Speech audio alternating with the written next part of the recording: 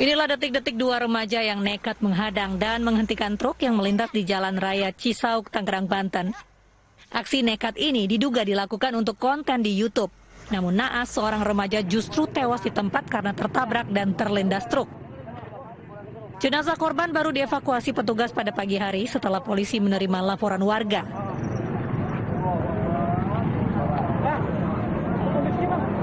Konten, terus bikin video, terus kejadian.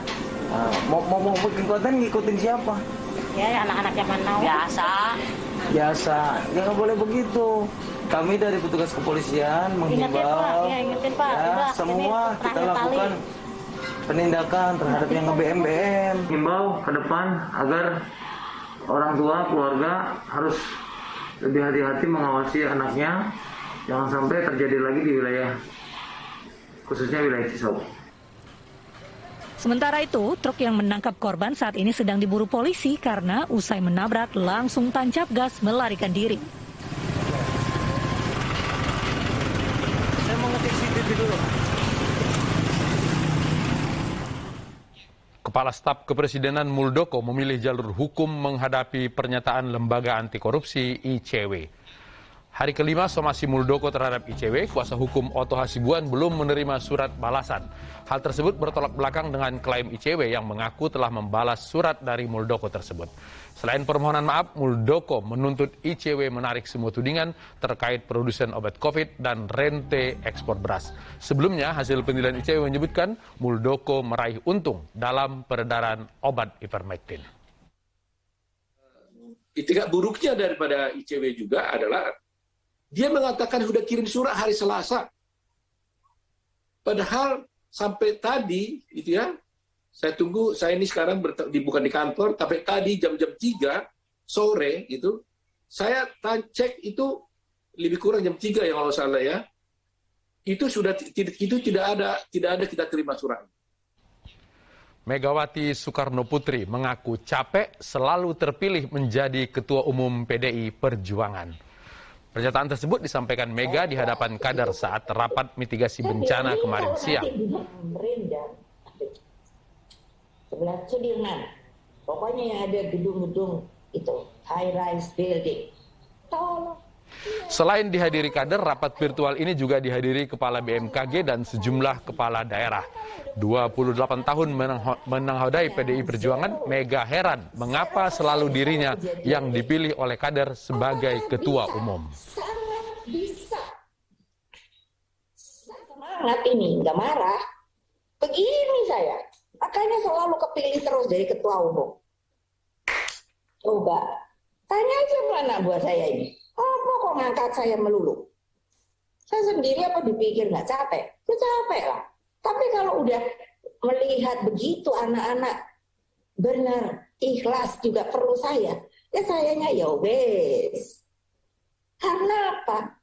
Ya kayak gini loh Mbak, tolong deh, aduh betul deh. Saya kan terus jujur. Apa makna dari pernyataan Megawati tersebut? Kita berbincang dengan Direktur Eksekutif Indo Strategik, Hoirul Umam. Mas Umam, selamat malam. Selamat malam, Bang Latif. Ya, Ibu Mega ini sudah 74 tahun dan sudah 28 tahun memimpin PDI Perjuangan. Apakah capeknya itu karena usia dan jenuh karena sudah terlalu lama atau ada makna lain yang Anda lihat? Baik Bang, terkait dengan motif di belakang itu, tentu Bu Mega yang bisa menjawab apakah faktor usia, faktor kejenuhan, atau apa. Tetapi kalau misal kita cermati, sebenarnya Bu Mega sudah beberapa kali menunjukkan indikasi dan juga menunjukkan sinyal untuk melakukan regenerasi di tubuh partai PDIP. Yang paling menonjol, memang paling utama terjadi pada sekitar 22 Juli tahun 2020, tahun lalu Bang. Yeah. Disampaikan oleh Bu Mega bahwa akan terjadi regenerasi total pada tahun 2024. Jadi sebenarnya, apa yang disampaikan Bu Mega tadi itu adalah sinyal kedua yang disampaikan oleh Bu Mega pasca tahun lalu.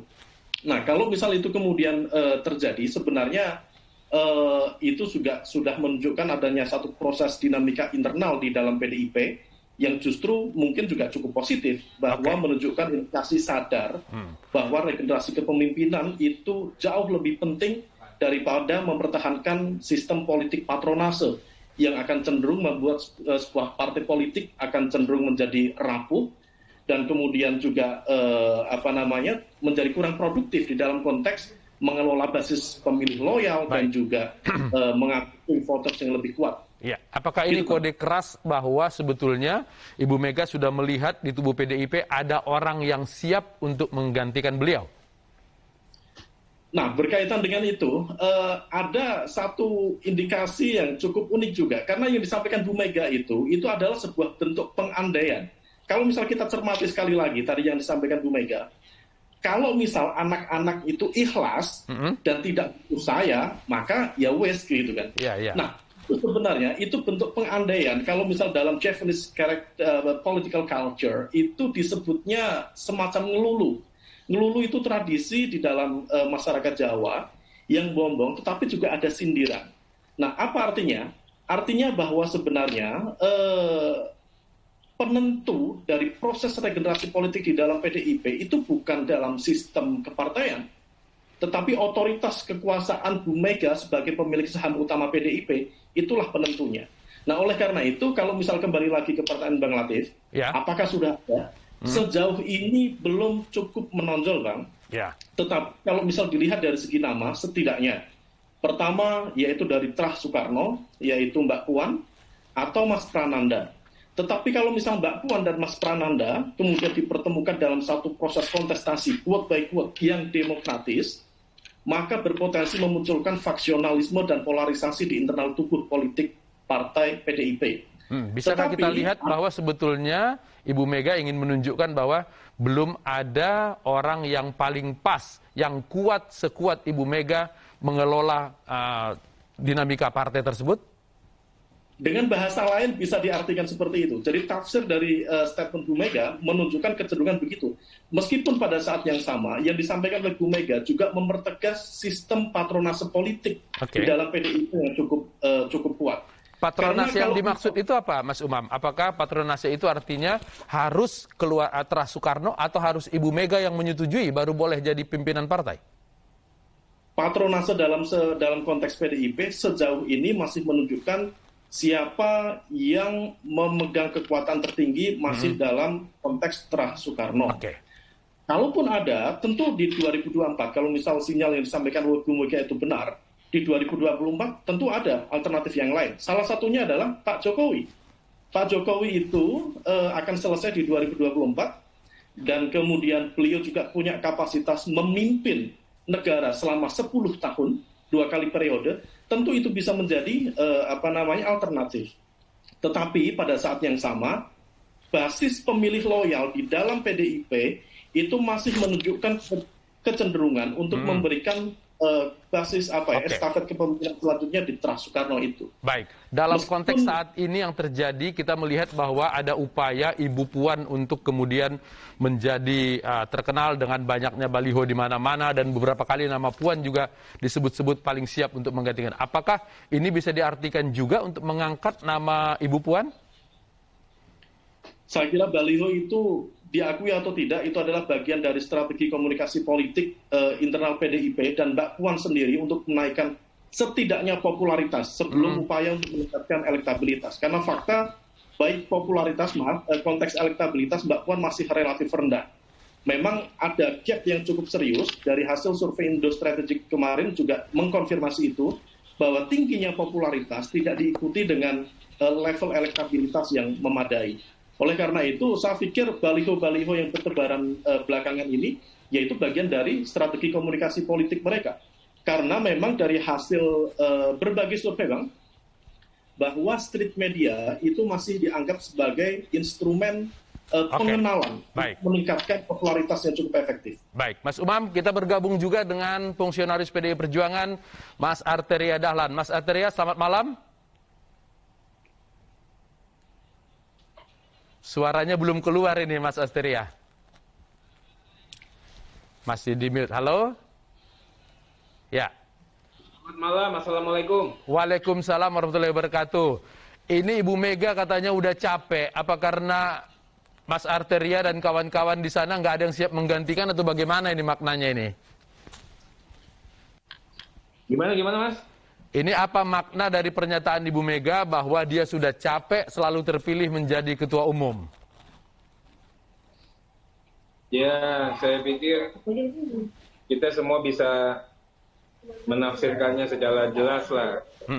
Tapi poinnya adalah kalau kami semua yang kader pasti tentunya hingga saat ini dan ke depan masih membutuhkan kepemimpinan dari Ibu Megawati Soekarno Putri. Oke.